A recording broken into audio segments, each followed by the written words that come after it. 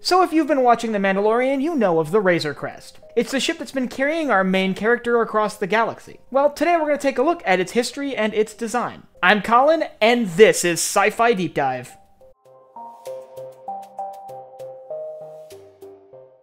Remember, if you enjoyed this video, to head down below and hit that subscribe button. So I actually did a video on the Razor Crest about a year ago, and it did really well. But there was a lot of things that were wrong in that video, so I figured let's talk about it again, especially since we have now a season and a couple episodes of the show worth of information about the ship to discuss. So the Razor Crest is pre-Imperial. It was designed and built at some point before the rise of the Galactic Empire. That would mean that by the time of The Mandalorian, it is 28 years old, which is relatively old for a starship. We know that it was originally built as a gunship and a military patrol craft, and I would wager that it was probably not built for a major faction. Since we don't see ships like the Razor Crest in the Clone Wars, for example, it's safe to assume that it wasn't built for the Confederacy of Independent Systems or the Galactic Republic. Instead, it was likely built for either a planetary defense force or a corporate security force. As for armament, it seems actually relatively light. As far as we know, it only has a pair of laser cannons mounted to the front of it, which the Mandalorian seems to almost never use. We also know it was originally built with a hyperdrive and was likely originally built with an escape pod, which, by the way, was mounted on the roof of the vehicle. However, there are a lot of features on the ship that were likely added by the Mandalorian specifically for the purpose of bounty hunting. Let's start with one of the most unique features of this vessel. It appears to have an onboard carbonite freezing chamber,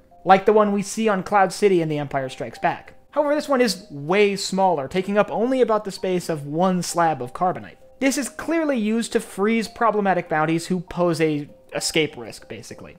Another thing that was likely not a feature of the original vessel is an armory. We see a significant armory on the lower deck of the vessel, which is packed with blasters to be used by Din. As for the layout of the vessel, it has two decks, an upper deck which contains the cockpit, and a lower deck which contains a cargo hold, a bathroom, and a small storage area which appears to be used for sleeping. So, as I mentioned, the vessel was built before the reign of the Galactic Empire, but at some point it fell into the hands of Din Djarin, who is the main character of The Mandalorian, where he likely made a ton of modifications and continued using it as his personal ship through to the point that we're at in the series. As we see on screen, this vessel proves remarkably resilient.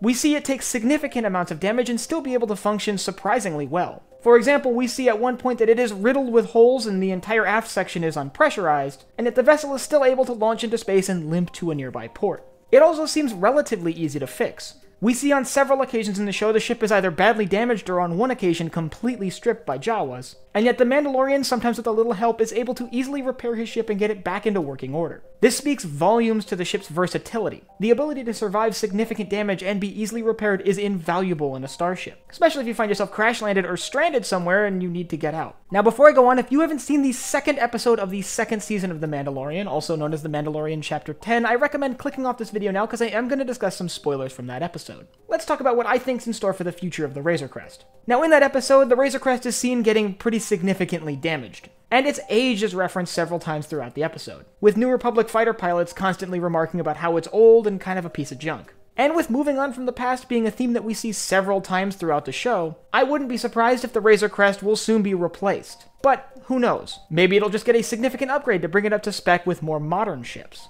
But that's just one of many questions that have been raised so far in this new season of The Mandalorian. If you want to hear some potential answers to another one, I'll leave a link up here to my video on how Boba Fett could have survived the Sarlacc pit. And I want you to let me know down in the comments whether you think the Razor Crest is going to stick around in the show, or if you really think it's pretty much served its purpose and will be replaced soon. Or do you think it's going to get an upgrade? And last but not least, if you enjoyed this video, head down below, hit the like button, the subscribe button, and the bell icon so you get notified when I upload new videos. So for Sci-Fi Deep Dive, I'm Colin, and I will see you next time.